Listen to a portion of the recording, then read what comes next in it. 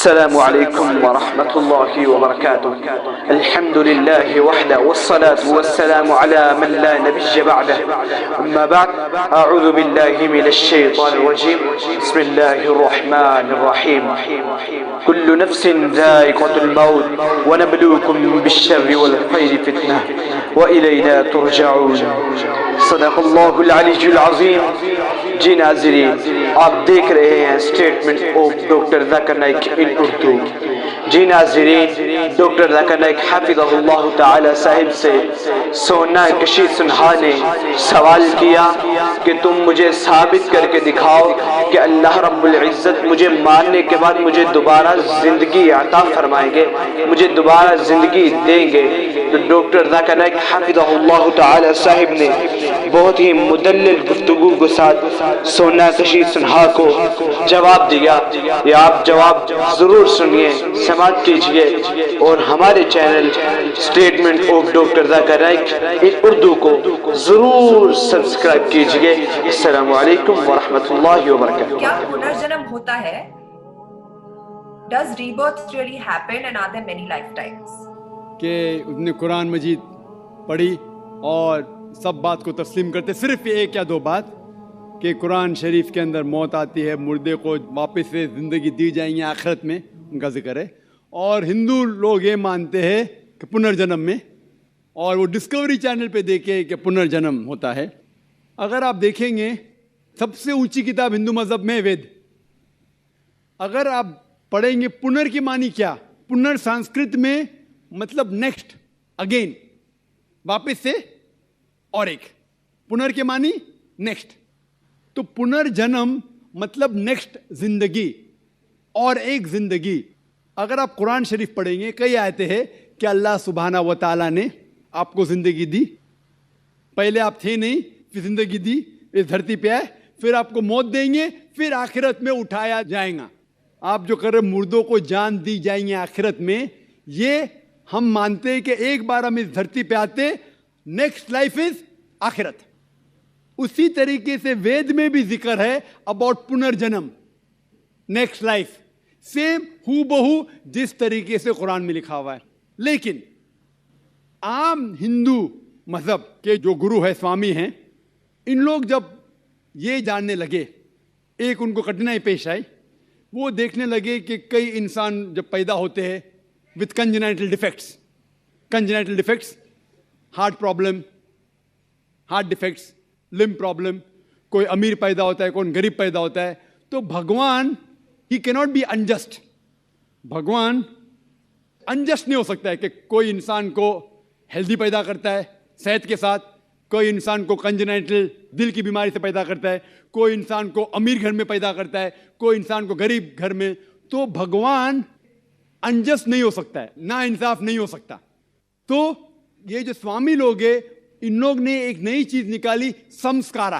ہندو مذہب میں کہتے سمسکارا، جو انگلش میں کہتے ہیں cycle of birth and rebirth, transmigration of soul. انگریزی میں کہتے ٹرانسمائگریشن آف سول، کیونکہ آپ ڈاکٹر ہیں، آپ جانتے ہوں گے. ٹرانسمائگریشن آف سول انگریزی میں کہتے، سنسکرت میں کہتے سمسکارا، birth death, birth death, birth death. کہیں بھی وید میں نہیں لکھا ہوا ہے کہ birth death, birth death, birth death, کہیں بھی وید میں نہیں لکھا ہے. چیلنج ہے میرا. یہ ان لوگ کو ملتا ہے بھگوت گیتا کے شلوک سے. بھگوت گیتا کا شلوک چیپٹر نمبر 2 میں، ورس نمبر 22 میں، اس میں لکھا ہوا ہے کہ جب کوئی شخص اپنے کپڑے نکالتا ہے تو وہ نئے کپڑے پہن لیتا ہے. اسی طریقے سے روح ایک نئی جسم میں جاتی ہے.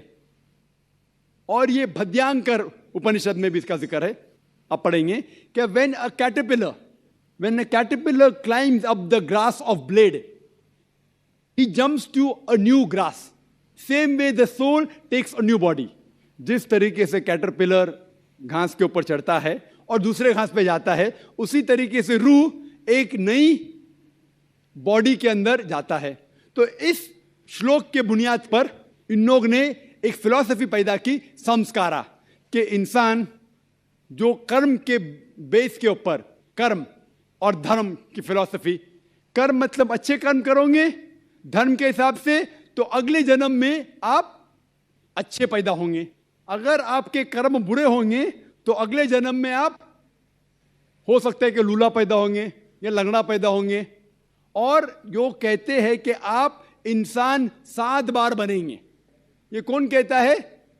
وید نہیں کہتی, یہ سوامی جی لوگ کہتے ہیں.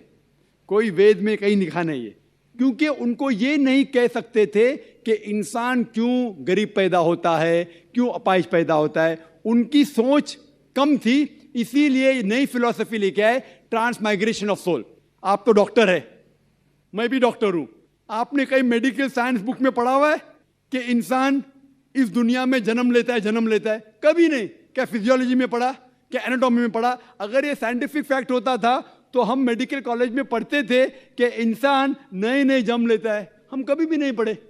اس سے یہ ثابت ہوتا ہے کہ سائنس اس کو تسلیم ہی نہیں کرتی.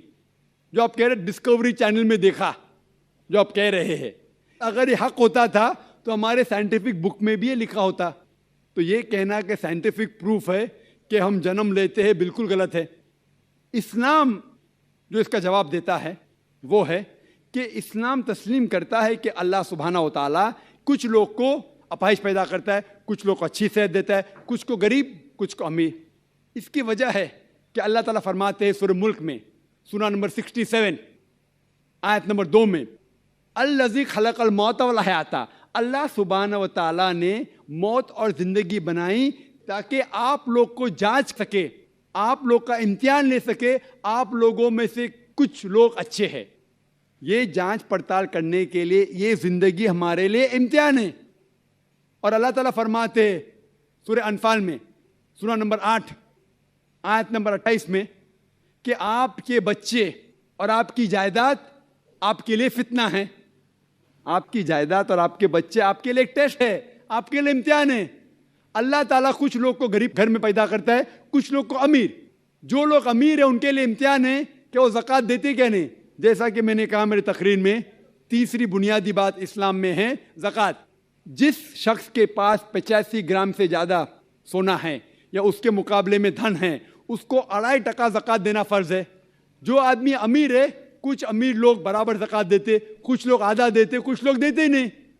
تو امیر انسان کو شاید 100% مارکس ملے یا 50% مارکس ملے یا 0% ملے. وہ غریب انسان کو زکوٰۃ میں تو 100 مارکس ملتا ہے, 100 آؤٹ آف 100. اس کو زکوٰۃ دینا ہی نہیں.